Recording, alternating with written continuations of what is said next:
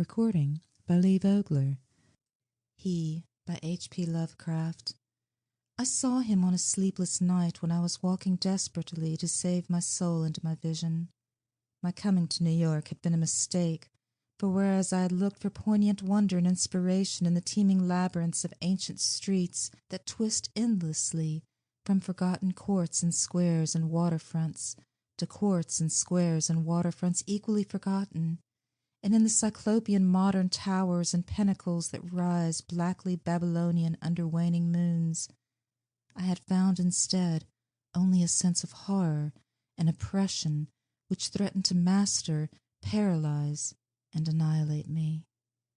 The disillusion had been gradual. Coming for the first time upon the town, I had seen it in the sunset from a bridge, majestic above its waters, its incredible peaks and pyramids rising flower-like and delicate from pools of violet mist to play with the flaming golden clouds and the first stars of evening.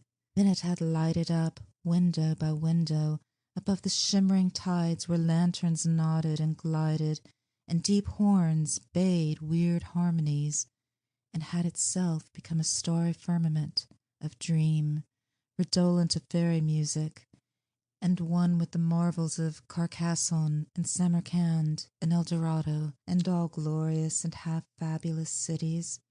Shortly afterward I was taken through those antique ways so dear to my fancy, narrow, curving alleys and passages where rows of red Georgian brick blinked with the small-paned dormers above pillared doorways that had looked on gilded sedans and panelled couches. And in the first flush of realization of these long-wished things, I thought I had indeed achieved such treasures as would make me in time a poet. But success and happiness were not to be.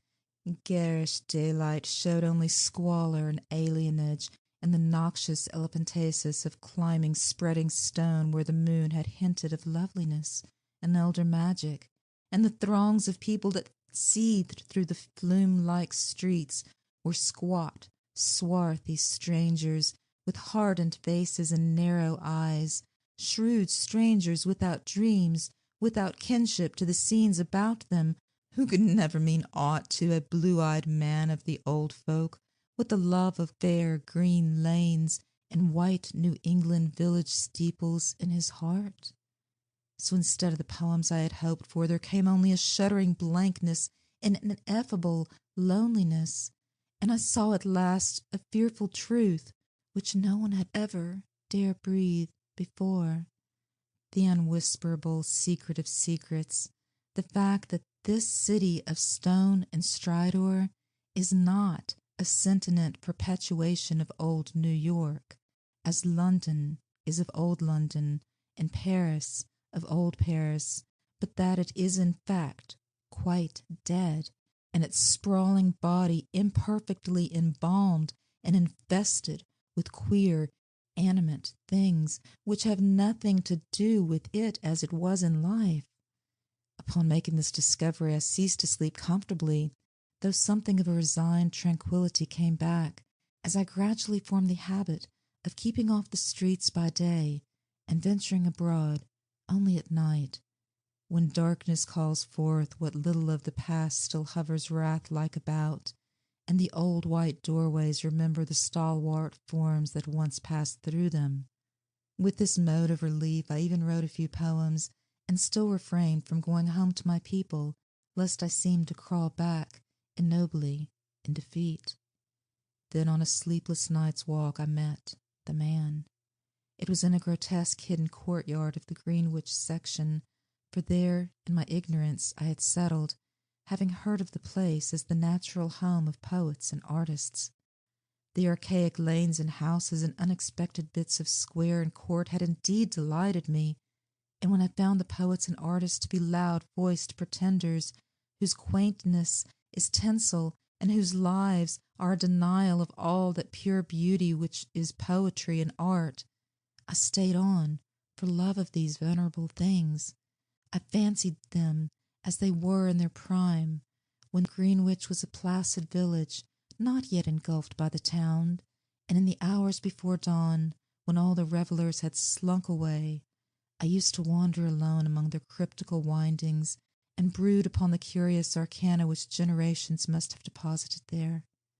This kept my soul alive, and gave me a few of those dreams and visions for which the poet far within me cried out. The man came upon me at about 2 one cloudy August morning, as I was threading through a series of detached courtyards, now accessible only through the unlighted hallways of intervening buildings, but once forming parts of a continuous network of picturesque alleys. I had heard of them by vague rumor, and realized that they could not be upon any map of today, but the fact that they were forgotten only endeared them to me, so that I had sought them with twice my usual eagerness. Now that I had found them, my eagerness was again redoubled, for something in their arrangement dimly hinted that they might be only a few of many such, with dark, dumb counterparts wedged obscurely betwixt high blank walls and deserted rear tenements, or lurking lamplessly behind archways, unbetrayed by hordes of the foreign-speaking, or guarded by furtive and uncommunicative artists whose practices do not invite publicity or the light of day. He spoke to me without invitation, noting my mood and glances as I studied certain knockered doorways above iron-railed steps, the pallid glow of tracered transoms feebly lighting my face. His own face was in shadow, and he wore a wide-brimmed hat, which somehow blended perfectly with the out-of-date cloak he affected. But I was subtly disquieted even before he addressed me. His form was slight, thin, almost to cadaverousness. His voice proved phenomenally soft and hollow, though not particularly deep.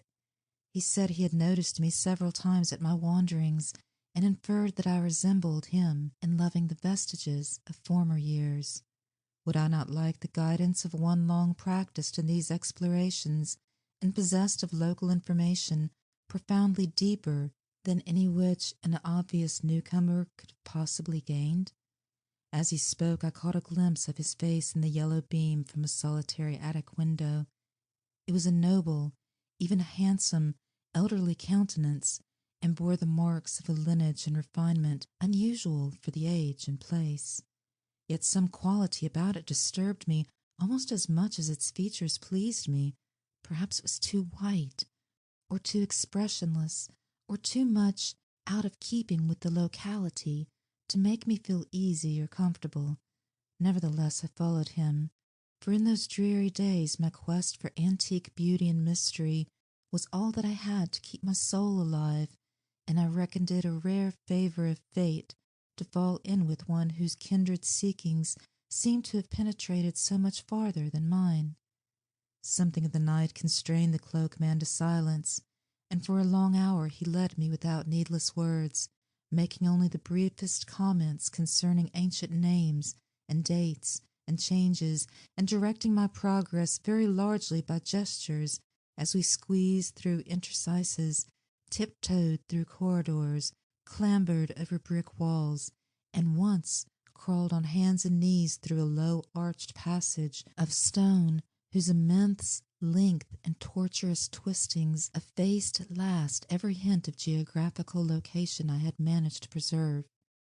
These things we saw were very old and marvelous, or at least they seemed so in the few straggling rays of light by which I viewed them, and I shall never forget the tottering, iconic columns and fluted pilasters and urn-headed iron fence-posts and flaring linteled windows and decorative fanlights that appeared to grow quainter and stranger the deeper we advanced into this inexhaustible maze of unknown antiquity. We met no person, and as time passed, the lighted windows became fewer and fewer. The street lights we first encountered had been of oil and the ancient lozenge pattern. Later, I noticed some with candles, and at last, after traversing a horrible unlighted court where my guide had to lead me with his gloved hand through total blackness to a narrow wooden gate in a high wall, we came upon a fragment of alley, lit only by lanterns in front of every seventh house, unbelievably colonial tin lanterns with conical tops and holes punched in the sides. This alley led steeply uphill, more steeply than I had thought possible in this part of New York, and the upper end was blocked squarely by the ivy-clad wall of a private estate, beyond which I could see a pale cupola and the tops of trees wavering against a vague lightness in the sky.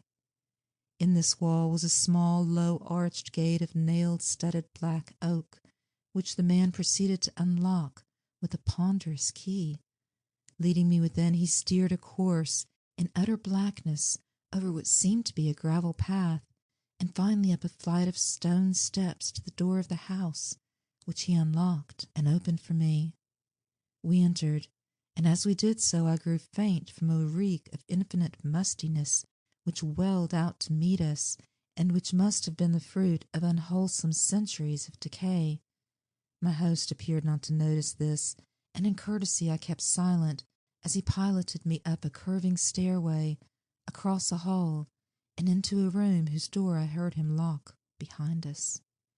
Then I saw him pull the curtains of 3 small-paned windows that barely showed themselves against the lightening sky, after which he crossed to the mantel, struck flint and steel, lighted 2 candles of a candelabrum of 12 sconces, and made a gesture, enjoining soft-toned speech. In this feeble radiance I saw that we were in a spacious, well-furnished and panelled library, dating from the first quarter of the 18th century, with splendid doorway pediments, a delightful Doric cornice, and a magnificently carved over-mantel with scroll and urn top. Above the crowded bookshelves at intervals along the walls were well-wrought family portraits, all tarnished into enigmatical dimness, bearing an unmistakable likeness to the man who now motioned me to a chair beside the graceful Chippendale table. Before seating himself across the table from me, my host paused for a moment, as if in embarrassment, then tardily removing his gloves, wide-brimmed hat, and cloak, stood theatrically, revealed in full mid-Georgian costume, from hued hair and neck ruffles to knee breeches, silk hose, and the buckled shoes I had not previously noticed. Now, slowly sinking into a lyre-backed chair, he commenced to eye me intently. Without his hat, he took on an aspect of extreme age, which was scarcely visible before. I wondered if this unperceived mark of singular longevity were not one of the sources of my original disquiet. When he spoke at length, his soft, hollow, and carefully muffled voice not infrequently quavered, and now and then I had great difficulty in following him, as I listened with a thrill of amazement and half-disavowed alarm, which grew each instant. "You behold, sir," my host began, "a man of very eccentrical habits, for whose costume no apology need be offered to one with your wit and inclinations. Reflecting upon better times, I have not scrupled to ascertain their ways and adopt their dress and manners, an indulgence which offends none, if practised without ostentation. It hath been my good fortune to retain the rural seat of my ancestors, swallowed though it was by 2 towns, first Greenwich, which built up hither after 1800, then New York, which joined on near 1830. There were many reasons for the close keeping of this place in my family, and I have not been remiss in discharging such obligations. The squire who succeeded to it in 1768 studied certain arts and made certain discoveries, all connecting with influences residing in this particular plot of ground, and eminently deserving of the strongest guarding. Some curious effects of these arts and discoveries I now purpose to show you, under strictest secrecy, and I believe I may rely on my judgment of men enough to have no distrust either of your interest or your fidelity." He paused, but I could only nod my head. I have said that I was alarmed, yet to my soul nothing was more deadly than the material daylight world of New York, and whether this man were a harmless eccentric or a wielder of dangerous arts, I had no choice save to follow him and slake my sense of wonder on whatever he might have to offer. So I listened. To my ancestor, he softly continued, there appeared to reside some very remarkable qualities in the will of mankind, qualities having a little suspected dominance, not only over the acts of one's self and of others, but over every variety of force and substance in nature, and over many elements and dimensions deemed more universal than nature herself. May I say that he flouted the sanctity of things as great as space and time, and that he put to strange uses the rites of sartan, half-breed red Indians that once encamped upon this hill. Those Indians showed color when the place was built, and were plaguy pestilent in asking to visit the grounds at the full of the moon. For years they stole over the wall each month when they could, and by stealth performed sartan acts. Then in '68 the new squire catched them at their doings, and stood still at what he saw. Thereafter he bargained with them and exchanged the free access of his grounds for the exact inwardness of what they did, learning that their grandfathers had got part of their custom from red ancestors and part from an old Dutchman in the time of the States General. And pox on him! I'm afeard the squire must have sarved them monstrous bad of rum, whether by intent or not, for a week after he learnt the secret, he was the only man living that knew it. You, sir, the first outsider to be told there is a secret, and split me if I've risked tampering with that much. The powers, had he not been so hot after bygone things? I shuddered as the man grew colloquial, and with the familiar speech of another day. He went on, but you must know that, sir, what the squire got from those mongrel savages was but a small bit of the learning he came to have. He had not been at Oxford for nothing, nor talked to no account with ancient chemist and astrologer in Paris. He was, in fine, made sensible that all the world is but the smoke of our intellects, past the bidding of the vulgar, but by the wise to be puffed out and drawn in like any cloud of prime Virginia tobacco. What we want we may make about us, and what we don't want we may sweep away. I won't say that all this is wholly true in body, but 'tis sufficient true to furnish a very pretty spectacle now and then. You, I conceived, would be tickled by the better side of a sartain other years than your fancy affords you, so be pleased to hold back any fright at what I design to show. Come to the window and be quiet. My host now took my hand to draw me to one of the two windows on the long side of the malodorous room, and at the first touch of his ungloved fingers I turned cold. His flesh, though dry and firm, was the quality of ice, and I almost shrank away from his pulling. But again I thought of the emptiness and the horror of reality, and boldly prepared to follow whithersoever I might be led. Once at the window, the man drew apart the yellow silk curtains and directed my stare to the blackness outside. For a moment I saw nothing save a myriad of tiny dancing lights, far, far before me. Then, as if in response to an insidious motion of my host's hand, a flash of heat lightning played over the scene, and I looked out upon a sea of luxurious foliage unpolluted, and not the sea of roofs to be expected by any normal mind. On my right the Hudson glittered wickedly, and in the distance ahead I saw the unhealthy shimmer of a vast salt marsh, constellated with nervous fireflies. The flash died, and an evil smile illuminated the waxy face of the aged necromancer. That was before my time, before the new squire's time. Pray, let us try again. I was faint, even fainter than the hateful modernity that the accursed city had made me. Good God, I whispered, can you do that for any time? And he nodded and bared the black stumps of what had once been yellow fangs. I clutched at the curtains to prevent myself from falling, but he steadied me with that terrible ice-cold claw, and once more made his insidious gesture. Again the lightning flashed, but this time upon a scene not wholly strange. Greenwich, the Greenwich that used to be, with here and there a roof or row of houses as we see it now, yet lovely green lanes and fields and bits of grassy common.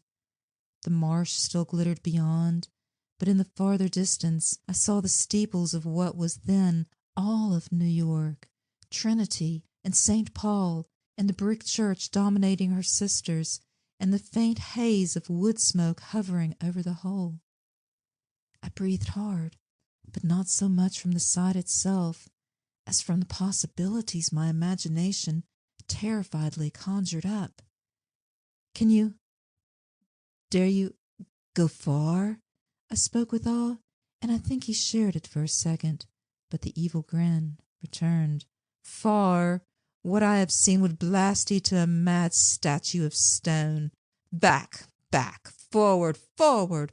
Look, ye pullin' lack-wit. And as he snarled the phrase under his breath, he gestured anew, bringing to the sky a flash more blinding than either which had come before. For full 3 seconds I could glimpse that pandemonic sight, and in those seconds I saw a vista which will ever after torment me in dreams. I saw the heavens verminous with strange flying things, and beneath them a hellish black city of giant stone terraces with impious pyramids flung savagely to the moon, and devil lights burning from unnumbered windows, and swarming loathsomely on aerial galleries.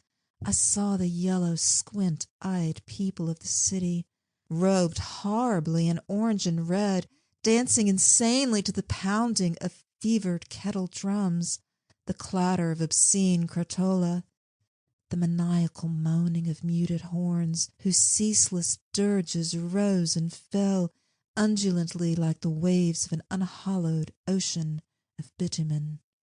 I saw this vista, I say, and I heard with it as mind's ear the blasphemous doom Daniel of cacophony which accompanied it. It was the shrieking fulfillment of all the horror which that corpse city had ever stirred in my soul, and forgetting every injunction to silence, I screamed and I screamed and I screamed as my nerves gave way and the walls quivered about me. Then, as the flash subsided, I saw that my host was trembling too, a look of shocking fear half blotting from his face the serpent distortion of rage which my screams had excited. He tottered, clutched at the curtains as I had done, and wiggled his head wildly like a hunted animal.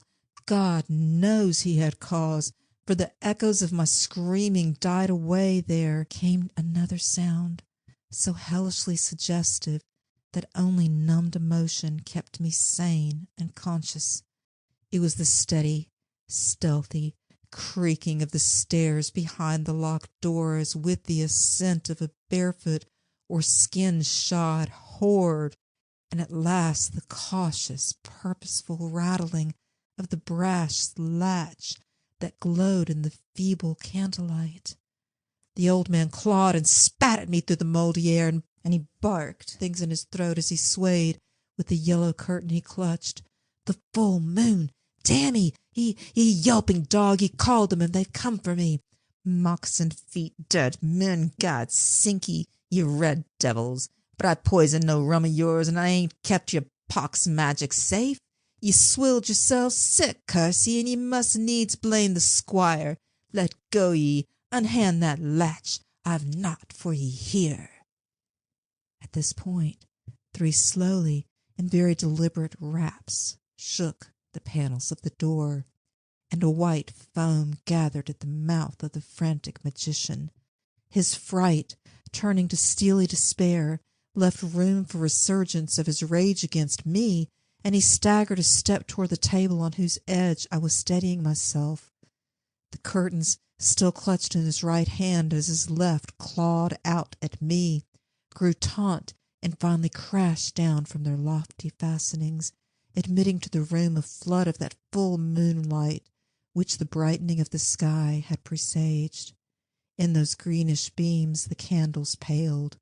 A new semblance of decay spread over the musk-reeking room, with its wormy paneling, sagging floor, battered mantel, rickety furniture, and ragged drapes. It spread over the old man, too, whether from the same source or because of his fear and vehemence, and I saw him shrivel and blacken as he lurched near and strove to rend me with vulturine talons. Only his eyes stayed whole, and they glared with a propulsive, dilated incandescence which grew as the face around them charred and dwindled. The rapping was now repeated with greater insistence, and this time bore a hint of metal. The black thing facing me had become only a head with eyes, impotently trying to wriggle across the sinking floor in my direction and occasionally emitting feeble little spits of immortal malice. Now swift and splintering blows assailed the sickly panels, and I saw the gleam of a tomahawk as it cleft the rending wood. I did not move, for I could not but watch dazedly as the door fell in pieces to admit a colossal, shapeless influx of inky substance, starred with shining, malevolent eyes. It poured thickly like a flood of oil, bursting a rotten bulkhead, overturned a chair as it spread, and finally flowed under the table and across the room to where the blackened head with the eyes still glared at me. Around that head it closed, totally swallowing it up, and in another moment it had begun to recede, bearing away its invisible burden without touching me, and flowing again out that black doorway and down the unseen stairs which creaked as before, though in reverse order. The floor gave way at last, and I slid, gasping, down into the nighted chamber below, choking with cobwebs and half swooning with terror. The green moon shining through the broken windows showed me the hall door half open, and as I rose from the plaster-strewn floor and twisted myself free from the sagged ceiling, I saw it sweep past in an awful torrent of blackness, with scores of baleful eyes glowing in it. It was seeking the door to the cellar, and when it found it, it vanished therein. I now felt the floor of this lower room giving as that as the upper chamber had done, and once the crashing above had been followed by the fall past the west window of something which must have been the cupola. Now, liberated for the instant from the wreckage, I rushed through the hall to the front door, and finding myself unable to open it, seized a chair and broke a window, climbing frenziedly out upon the unkept lawn, where moonlight danced over yard-high grass and weeds. The wall was high, and all the gates were locked, but moving a pile of boxes in a corner, I managed to gain the top and climb to the great stone urn set there. About me in my exhaustion I could only see strange walls and windows and old gambrel roofs. The steep street of my approach was nowhere visible, and the little I did see succumbed rapidly to a mist that rolled in from the river despite the glaring moonlight. Suddenly the urn to which I clung began to tremble, as if sharing my own lethal dizziness, and in another instant my body was plunged downward to I knew not what fate. The man who found me said I must have crawled a long way despite my broken bones, for a trail of blood stretched off as far as he dared look. The gathering rain soon effaced this link with the scene of my ordeal, and reports could state no more than I had appeared from a place unknown, at the entrance of a little black court off Perry Street. I never sought to return to those tenebrous labyrinths, nor would I direct any sane man thither if I could. Of who or what the ancient creature was I have no idea, but I repeat that the city is dead and full of unsuspected horrors. Whither he has gone I do not know, but I have gone home to the pure New England lanes up which fragrant sea winds sweep at evening. End of He.